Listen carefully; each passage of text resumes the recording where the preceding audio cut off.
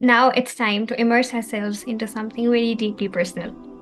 And these are the miracles of Tahajjud. All throughout the session, we have heard this from different sisters who have spoken so far that Tahajjud does wonders, right? And it's a time when you can ask Allah subhanahu wa ta'ala to do miracles for you, right? So now we'll have some stories, and they're not just stories, but they are real life experiences that remind us of what a tahajjud can do. Because it's not just a prayer; it's the supererogatory prayer that we can do to get closest to Allah Subhanahu wa Taala, and by this prayer we can have miracles in our own lives as well, inshallah. And we'll have a few sisters with us, and they'll share a few stories with all of us, inshallah. So we'll have Sister Jannat with us, and she'll be sharing a story with you all. And inshallah, all of us are going to enjoy it a lot. Assalamu alaikum warahmatullahi wabarakatuh. Jazakallah khairan kathira. I hope you all are doing well. So I feel so blessed and grateful to be a part of this beautiful session today. Alhamdulillah, it's so beneficial and I myself learning so much. May Allah subhanahu wa ta'ala choose us for his sake and increase us in righteousness. Allahumma ameen.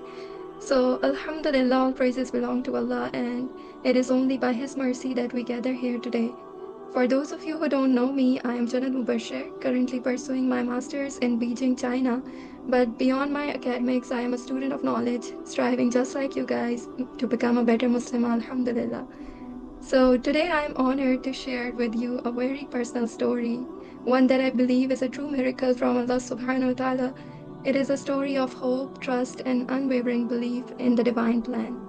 So it all started basically last year in September when the desire to perform Umrah began to grow in my heart. And I kept encouraging my family to plan the trip for the upcoming vacation. But my parents somehow, however, they kept saying that we will plan after you are done marrying. And I was being a youngest child, but this thought burdened my heart like crazy. Like I was trusting Allah's plan, but still, to ensure that I would not become a financial burden on my family, I began saving up for the trip. So, Alhamdulillah, I saved quite a bit, but we started looking into different Umrah packages and we finalized our plans. But Qadarallah wa ma sha fa'al, a sudden emergency arose that required the money I had saved. So, after discussing with my mother, we decided to use my savings to help those in need. And few days later, my sister's family received their visa and their trip was confirmed. Since I live with my sister right now in China, so my mother keep on encouraging me to go with them, and my sister generously offered to cover all expenses. But I hesitated, like I didn't want to go on someone else's money. So I respectfully declined, and I told my family that I would focus on my studies right now, and since it's my final year, so I would plan the Umrah in the future. But no matter how much I tried to push the thought away, it never left me. Like every time I picked up my phone, I saw content related to Umrah. I am seeing the Quranic verses about Umrah that pop up everywhere. And it was as if Allah subhanahu wa ta'ala was speaking directly to my heart. Like I couldn't help but cry, especially in the last third of the night, and praying to Allah subhanahu wa ta'ala to make this journey possible for me. Then one Friday, while performing Tahajjud, the longing to go to Umrah became so intense, like it was almost overwhelming. I was crying a lot, uncontrollably in my sujood, begging Allah to open the doors of His house for me. I asked Allah to make a way for me, like to open the doors of Makkah and Medina for me. Despite my circumstances, I still had trust in Allah's mercy and plan.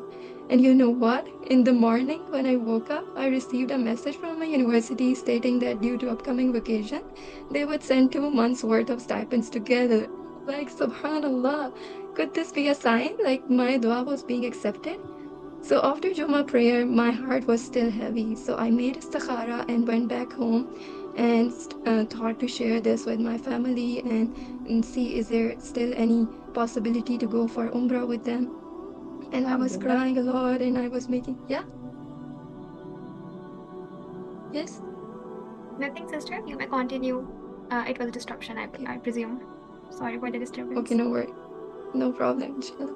So I came back home and I was waiting for my sister to come back, and I was just confused, and multiple thoughts were going around my mind that how should I share with them, and is it okay to still go and whatnot? What if my visa didn't come or my ticket didn't come? But still, Alhamdulillah, I talked to my sister and my brother started looking for the tickets. So in the start, the ticket was not there, and we were looking for like how can I go? But he tried a lot, and I got the ticket in the same plane with my sister. And subhanallah, I was still amazed, like, what is going on? Like, is it a miracle or what is going on? I cannot really understand the situation at that moment. And it was Friday, so we cannot apply for the visa at that moment.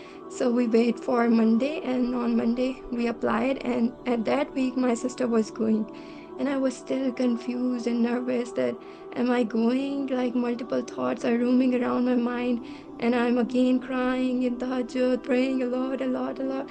And on Monday, since it was like on Thursday, I got a call from my brother, and he told me the visa arrived. Alhamdulillah, like Allah subhanahu wa ta'ala called me to his house. I was overjoyed, and you know what? The story doesn't end there. When I reached Makkah, seeing the house of Allah subhanahu wa ta'ala right in front of my eyes, I kept praying for my parents, like, oh Allah, please call my parents. And guess what? Like in the same trip, Allah subhanahu wa ta'ala also called them to perform Umrah the following week. Can you just imagine, like, subhanallah, like this whole experience was nothing short of a miracle. I cannot thank Allah enough. Like, this experience what taught me so much about the power of tahajjud du'as and trust in Allah's plan, and how He opened doors of khair when we remain persistent in seeking Him. Like, indeed, Allah's plans are far greater than ours, and if you continue knocking at His door, He will open doors for you, and from places you never ever imagined. Like, sisters, I hope this story serves as a reminder and a source of hope for you and me again. Like, whatever we are asking Allah subhanahu wa ta'ala for, trust that He hears you, sees you, and has a plan for you.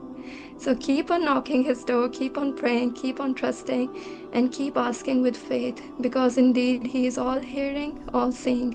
May Allah subhanahu wa ta'ala forgive our shortcomings, accept our efforts, and use us for His sake. Allahumma ameen.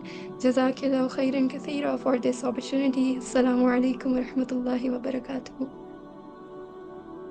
Walaikum assalam wa rahmatullahi wa barakatuh, Sister Jannat. It was truly such a treat for my ears, and I'm hoping it was a treat for everybody else to hear as well, because all of us loved. I'm very hopeful, Alhamdulillah, and I'm really glad for your trip, mashallah, mashallah. May Allah subhanahu wa ta'ala allow us all to visit His home too, and may the doors of Makkah and Medina, as you mentioned, may they be open for us as well sooner than ever, inshallah. Amin summa amin.